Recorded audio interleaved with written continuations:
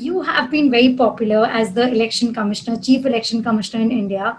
You have had your own popular presence because of certain reforms that you brought about and your personality. You have been a great orator then. Sir, when you talk about voting in India, you have spoken about how voting education works better than a forced voting. How are you looking at the situation in terms of election today since you left that position? Do you think it's really working in a better turnaround or turnout, whether it's state election or the national election? How do you think situation is panning out? Well, in terms of voter turnout and voter participation, definitely it has gone exactly in the same direction.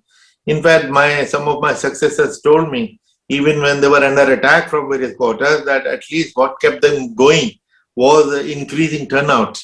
So I had introduced this voter education department and a program called SWEEP in 2010 Bihar election on an experimental basis, which gave me historic turnout. The highest ever turnout in history happened in 2010 Bihar election.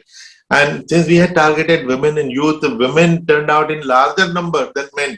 Although their absolute numbers is less, the gender ratio is adverse. Despite that, women came out in large number. Now we see that at least half the states, the number of women turning out is more than the men's turnout. And young people whom I address, particularly through creation of National Voters Day, 25th of January, and we have seen that it was used to be 10 to 12% of 18 to 19-year-old, the first-time voters, young voters, who were getting registered. Now it has gone up to over 80%, from 10-12% to 80%. So youth are participating. So I think this phenomenon has only improved. There have been some doubts on the working of the institutions since you quit. So how do you look at that? I would not like to comment on that because it's the same department where I worked, and now there are others and they are doing their best. But EVM controversy, which has been around from the beginning, off and on, has resurfaced, and we need to answer that. All that I've been telling my young successors, that they should be very quick in responding to public doubt, because if it penetrates young people's mind, it is difficult to take it out from there, because convincing political parties is much easier.